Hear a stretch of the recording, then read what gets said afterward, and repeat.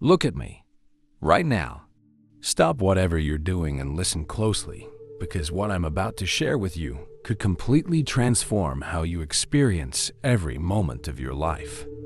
Think about the worst pain you've ever felt. The heartbreak that kept you awake at night.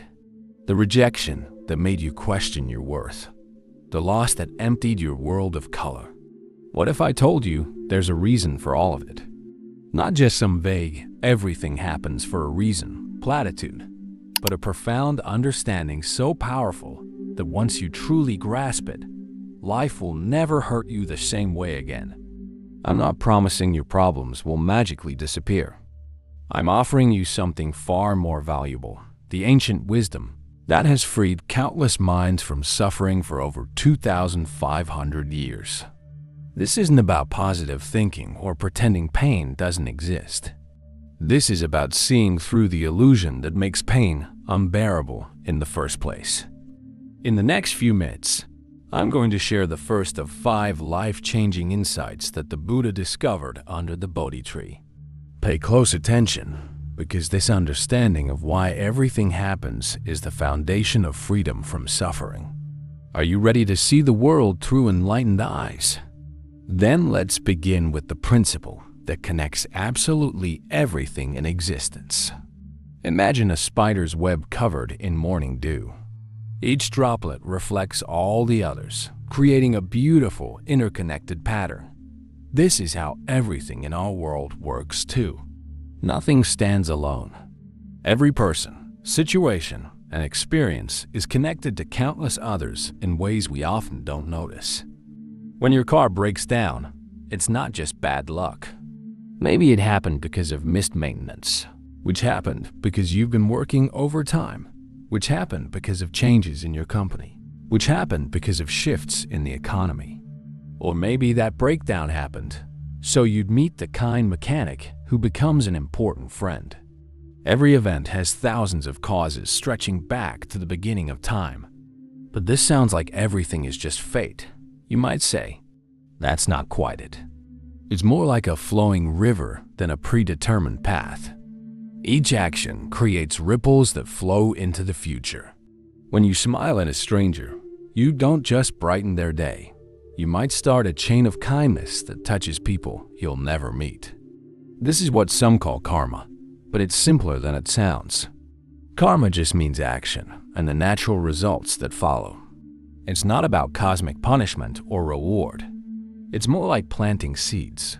If you plant apple seeds, apples grow, not oranges. Same with our actions. Kind actions tend to bring kind results. Angry actions tend to bring more anger. And the intention behind our actions matters just as much as the actions themselves. A gift given with love creates different ripples than the same gift given to show off. Think of it like this. If you step on someone's foot by accident, they might be briefly annoyed but quickly forgive you. If you step on their foot on purpose, with anger, a very different chain of events begins. Your intention colors everything that follows. There's a teaching about 12 links in this chain of causes and effects. It starts with ignorance, not seeing how things truly work, and ends with suffering. But here's the good news. We can break this chain at any point. When we understand the process, we gain the power to change it. Nothing stays the same forever. The weather changes, seasons shift, people grow, buildings crumble, and even mountains slowly wear away. This constant change isn't something to fear. It's the very thing that makes growth, healing, and new beginnings possible. When something difficult happens, remember it will change too. When something wonderful happens, appreciate it fully knowing it won't stay the same forever. This might sound scary at first. Nothing lasts. But look deeper, and you'll find freedom. If you lose your job, that situation will change. If you're heartbroken, that pain will transform. If you make a mistake, you'll have chances to learn and do better. There's something else that shifts when we understand this web of connections, our sense of who we are. We often think of ourselves as separate, isolated individuals, but that's not the whole truth. Who would you be without the people who raised you, the friends who shaped you, the books that inspired you, the challenges that strengthened you? We're more like intersections in a vast network than isolated islands. This doesn't mean you don't exist or don't matter. It means you're connected to everything and everyone else in beautiful, meaningful ways. You're both unique and completely interwoven with all life. Some call this emptiness, but that word can be confusing. It doesn't mean life is meaningless or nothing exists. It means nothing exists in the fixed, separate way we often imagine. Things are empty of separateness, but full of connections. Like water that can be ice, liquid, or vapor, always changing forms but never truly separate from anything else. When we see life this way, compassion naturally grows. How could you not care about others when you see they're connected to you? How could you hold tight to anger when you see how everyone is shaped by countless causes beyond their control? This understanding doesn't make the pain of life disappear. You'll still feel sadness, disappointment, and loss. But these experiences shift from being personal attacks to natural movements in this vast, interconnected dance we call life. The pain stops defining you. It stops being something that happens to you and becomes something that happens through you. Next time something difficult happens, pause and remember this web of connections. Ask yourself, what led to this moment? What might it be leading toward? How is this part of the greater flow?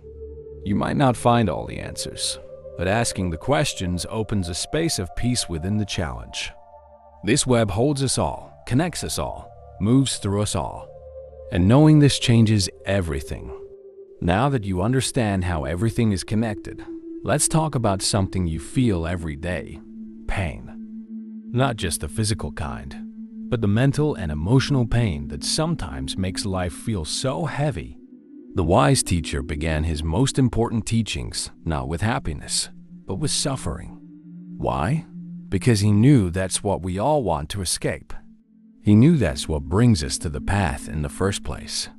Pain comes in 3 flavors. First, there's the obvious kind: a broken heart, a lost job, a sick body. That's easy to spot.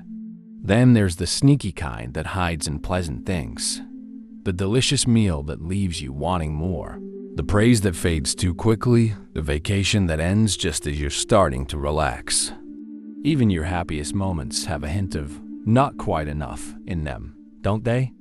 The third kind is the deepest. It's the unsettling feeling that something's missing, even when everything seems fine. It's the restlessness that follows you everywhere, the sense that you're never quite home. That's just how life is, you might think. But the teacher said something revolutionary. This isn't just random bad luck. This suffering has a source.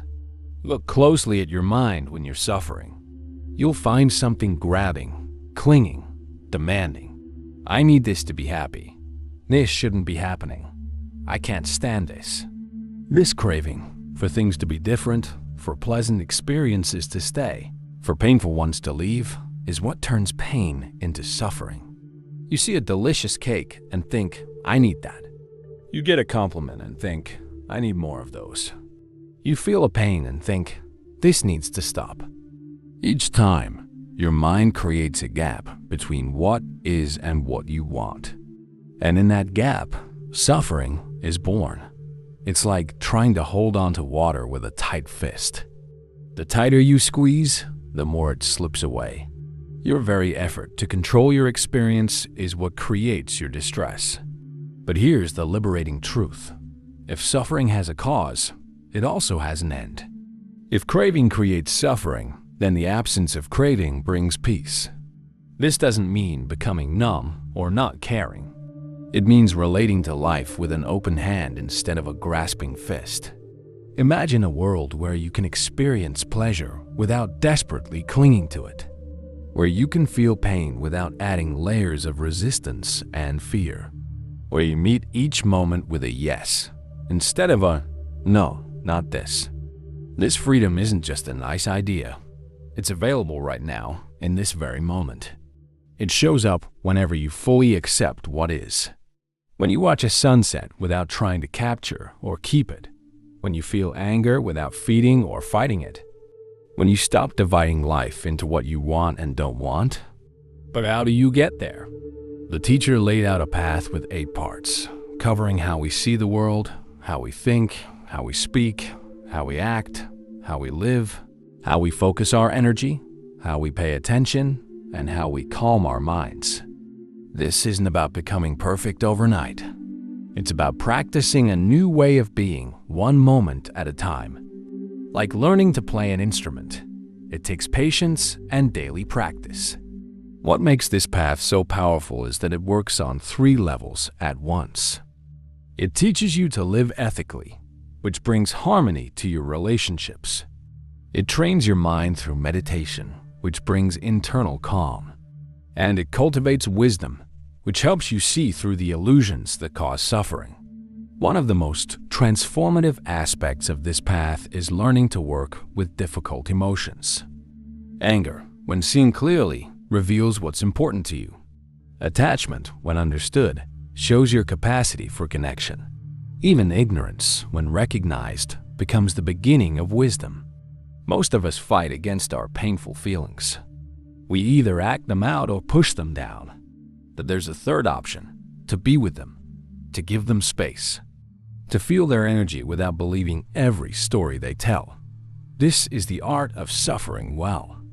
Not eliminating pain, but changing your relationship to it. When sadness comes, you can say, "Hello, sadness, I see you." You can stay as long as you need. When fear arrives, you can say, "I feel you, fear. What are you trying to show me?" This doesn't mean you become a doormat for others or yourself. You set healthy boundaries, take wise action, and make needed changes. But you do it from a place of acceptance rather than aversion. When you stop fighting what's already here, you free up enormous energy. The very pain that once seemed like your enemy becomes your teacher, revealing exactly what you need to learn. You've seen how everything is connected, and you've learned about the source of suffering. Now let's explore something even more personal: the role your mind plays in creating your reality. Have you ever noticed how 2 people can experience the same event completely differently? A rainy day ruins one person's mood but delights another. A challenging work project overwhelms one colleague while energizing another. Your friend sees opportunity where you see obstacles, or vice versa. This isn't random. Your mind is constantly creating your experience of reality, not the physical reality. The rain still falls whether you love it or hate it, but your experience of that reality, which is the only reality you'll ever know. When you walk into a room full of people, you don't see what's actually there. You see what your mind projects based on your past experiences, current mood, and future expectations. If you're feeling insecure, you might notice everyone who seems to ignore you. If you're feeling confident, you might notice all the friendly faces. Same room, completely different experiences. This is why the teacher said, your mind is the forerunner of all things. Whatever you experience is colored, shaped, and sometimes completely created by your thoughts and perceptions. Think about a time when you misunderstood something. Maybe you thought someone was angry at you, only to find out later they were just having a bad day. For hours or days, you lived in a reality where this person was upset with you. You felt the emotions, rehearsed the conversations, and experienced the stress, all created by your mind. We all do this constantly. We see a rope in the dark and think it's a snake. We hear a noise at night and imagine an intruder. We receive a short text message and create an entire story about what the sender is thinking. We live not in the world as it is, but in the world as we perceive it. The stories we tell ourselves are particularly powerful. I'm not good enough. People always let me down. Nothing ever works out for me. These aren't just thoughts. They're reality-creating forces. When you tell yourself these stories, you start looking for evidence that supports them. And whatever you look for, you tend to find. If you believe people are generally unkind, You'll notice every small slight and miss the daily acts of kindness around you.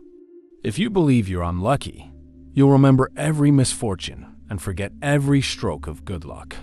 Your mind will literally create a reality that matches your beliefs. Your mental state also colors your entire world.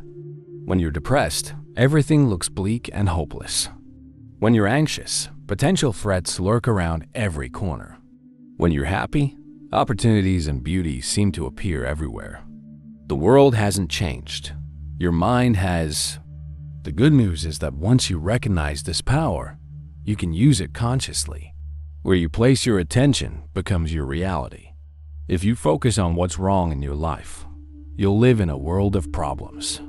If you focus on what you're grateful for, you'll live in a world of gifts. This isn't about denying reality or pretending everything is perfect. It's about recognizing that your attention is limited, and what you choose to focus on shapes your experience. When you catch yourself stuck in a negative thought loop, you can ask, is this helping me? Is this the reality I want to create? If not, you can deliberately shift your attention to something more beneficial. The teacher often used the example of two arrows. When something painful happens, that's the first arrow, often unavoidable. But then we add a second arrow with our reactions, judgments, and stories about the pain. This shouldn't be happening to me. I can't handle this. This will never end. This second arrow is optional. Many spiritual traditions talk about a law of attraction, that what you put out comes back to you. There's truth in this, but it's not magical thinking. Your mental patterns create behaviors and perceptions that tend to bring corresponding experiences. If you're always looking for problems, you'll find them. If you're open to joy, you'll notice it more often. The most powerful tool you have is your attention. Most people's attention is like a wild horse, running wherever it wants, often toward danger or trouble. But you can train it to go where you direct it. This training is what meditation is all about. Not emptying your mind, but taking the reins of your attention. When you master your attention, you gain the ability to create your experience deliberately rather than automatically. You can choose which aspects of reality to focus on, which stories to believe, and which mental states to cultivate. Now that you understand how your mind creates your reality, let's explore something that might seem counterintuitive at first: the power of acceptance. Think about the last time you were stuck in traffic. Cars weren't moving. You were going to be late. What happened in your mind? Most likely, you felt frustration, anger, maybe even panic. Your hands gripped the steering wheel tighter. Your jaw clenched. Your thoughts raced. This shouldn't be happening. Why today of all days? If only I had left earlier. But did your resistance change the traffic? Did your anger make the cars move faster? Of course not. The only thing your resistance accomplished was to make you suffer. This is how we spend much of our lives, fighting against what's already happening. The rain on your wedding day. The illness that keeps you from an important event. The words someone said that hurt you. The aging of your body. The mistake you made years ago. We push against reality, demanding it be different, and in that pushing we create our own suffering. The teacher would often say, pain is inevitable, but suffering is optional. Pain comes from life itself. Bodies get sick, relationships end, plans fail. But suffering comes from our resistance to these realities. Resistance shows up in your body as tension, in your mind as complaint, and in your heart as bitterness. It's exhausting. It's like swimming against a powerful current. You wear yourself out but make little progress. The alternative seems too simple to be powerful, but it is. Acceptance. Not a passive, defeated, I guess this is my lot in life, kind of acceptance. But a vibrant, courageous recognition of reality as it is in this moment. Here's the paradox that confuses so many people. Accepting something doesn't mean you approve of it or won't try to change it. It simply means you stop fighting the fact that right now, this is what is. Acceptance is not about the future. It's about making peace with the present moment. When you accept the traffic jam, you can relax your grip on the wheel, take some deep breaths, and perhaps call ahead to let people know you'll be late. When you accept an illness, you can stop wasting energy on denial and focus on healing. When you accept a mistake, you can learn from it rather than hiding from it. Acceptance creates space. Resistance creates tension. In that space of acceptance, wisdom and effective action can arise. Think of acceptance as a form of surrender, but not the kind that means giving up. It's more like a river surrendering to its banks. The river doesn't fight against the land. It flows within the reality of its situation. And in that surrender, it gains the power to eventually carve canyons. This is the strength of water. It never forces its way against obstacles. It accepts them completely and flows around them. It doesn't wish rocks weren't there. It simply finds the path of least resistance. And over time, even the hardest stone gives way to water's gentle persistence. You can learn to move through life this way too. When you stop fighting against what is, you can put your energy into flowing with life rather than against it. You work with reality instead of battling it. This doesn't mean you become passive. Quite the opposite. You become more effective because you're not wasting energy on resistance. The martial artist who rigidly resists an opponent's force is easily toppled. The one who accepts and redirects that force becomes unstoppable. There's a beautiful freedom in letting go of your need to control everything. Most of what happens in life is beyond your control anyway. The weather, other people's actions, the economy, your genetic makeup, the past. When you release your grip on these uncontrollables, you can focus on what you actually can influence. This letting go also opens you to life's natural flow. Have you noticed how some people seem to move through life with ease, finding opportunities and connections effortlessly? They're not luckier than everyone else. They've just learned to recognize and follow the current of life rather than swimming against it. It's like the difference between pushing a boulder uphill and guiding it downhill. Both reach a destination, but one requires constant struggle while the other uses the natural force of gravity. Learning to live this way takes practice because our minds are trained to resist. When something unpleasant happens, the automatic response is, no, not this. When something pleasant happens, it's yes, more of this. Both reactions are forms of resistance, refusing the reality of what is. The path of peace comes from meeting each moment with an open hand rather than a closed fist. It's saying yes to reality before deciding what to do about it. Yes, it's raining. Yes, I'm feeling sad. Yes, this challenge is in front of me. From that place of acceptance, you can respond wisely rather than react blindly. Uncertainty is where this practice really shines. Most suffering comes from demanding certainty in an uncertain world. When you accept that uncertainty is the nature of life, you can find peace even in not knowing. You can trust the unfolding of your life without needing to control every detail. We've journeyed through interconnection, the nature of suffering, the mind's creative power, and the freedom of acceptance. Now we arrive at the heart of it all. How compassion and wisdom transform our relationship with life's inevitable challenges. Let's begin where healing always begins, with yourself. Think about how you talk to yourself when you make a mistake. Is your inner voice harsh and critical?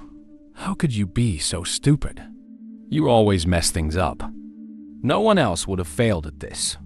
This inner critic believes that beating yourself up will somehow improve you. But it actually does the opposite, creating shame, anxiety, and fear of trying again. Imagine speaking to a dear friend who's suffering. Would you use that same harsh tone? Of course not. You'd likely be kind, understanding, and supportive. This is really hard. You're doing your best. Everyone struggles sometimes. This is self-compassion. treating yourself with the same kindness you'd offer to someone you care about. Self-compassion isn't self-pity or making excuses.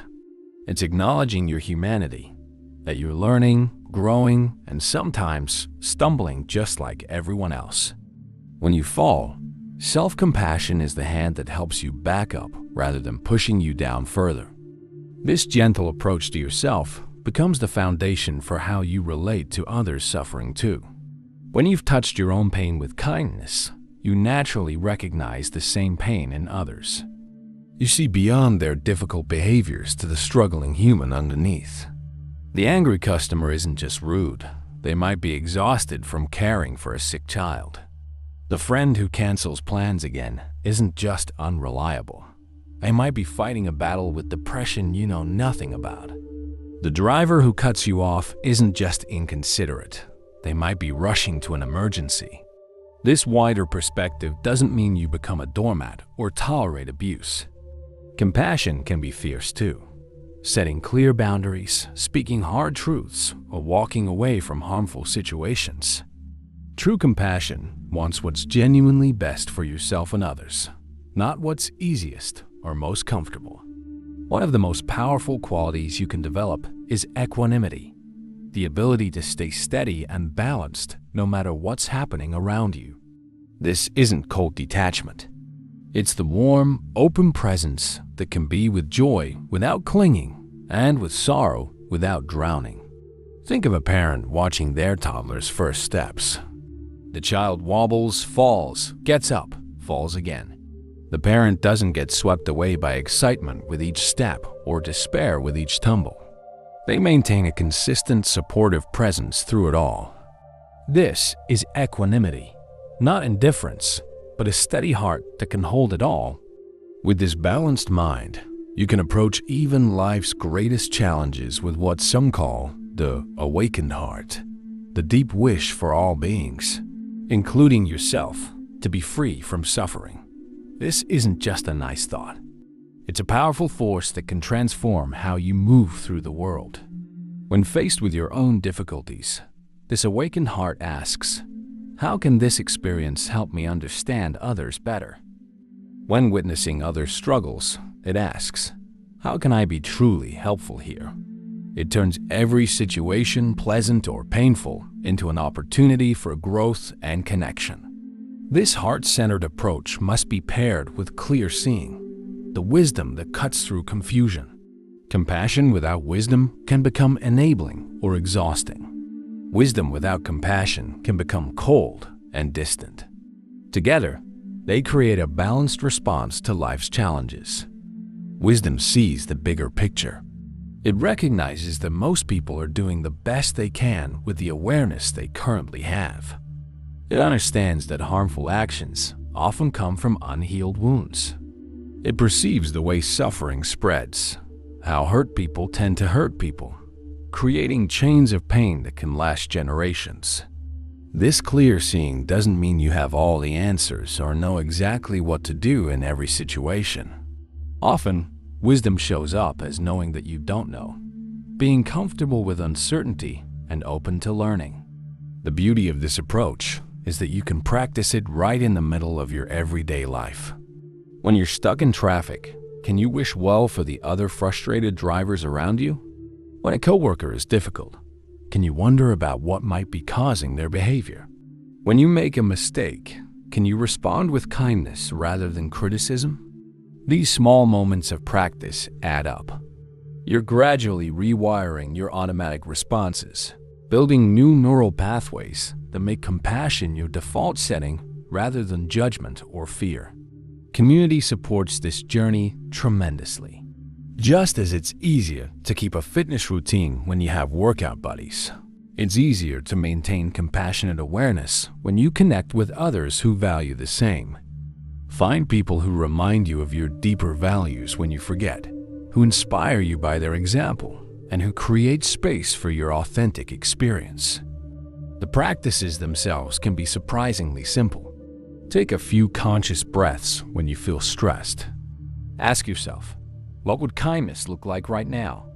Notice the humanity in strangers you pass on the street. Celebrate others' successes as if they were your own. Forgive yourself when you fall short of your ideals. You've now explored the 5 profound teachings that can transform your relationship with suffering.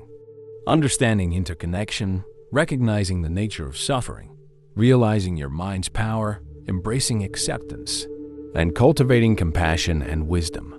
These insights don't just change how you think, they change how you live. But knowing these teachings is just the first step. The real transformation happens when you apply them in your daily life, in traffic jams and difficult conversations, in moments of joy and periods of loss. This is a lifelong journey of practice, not a one-time revelation. If these teachings have touched something in you today, if you felt even a moment of recognition or a glimmer of possibility, I invite you to deepen your exploration. This video is just a beginning, a small taste of the freedom that awaits when you truly understand why everything happens and how life stops hurting you. To continue this journey together, hit the subscribe button below. Each week, I share these timeless teachings in ways that speak directly to our modern challenges. Whether you're dealing with stress, relationship struggles, work pressures, or simply seeking more peace in your daily life, these ancient insights offer practical wisdom. And if you know someone who's going through a difficult time right now, someone who feels hurt by life, who struggles with pain they don't understand, please share this video with them. Sometimes the right teaching at the right moment can be the hand that helps someone find their way back to peace. The comment section below is also a place for our community to share experiences and insights. How do you apply these teachings in your own life? What challenges are you facing? Your voice matters in this conversation. Remember, you're not alone on this path. Thousands of others are walking alongside you, learning to transform their relationship with life's inevitable ups and downs. Together, we can support each other in this most important journey, the journey from suffering to freedom. Thank you for your presence and attention today. Until next time, may you meet each moment with an open heart and a clear mind.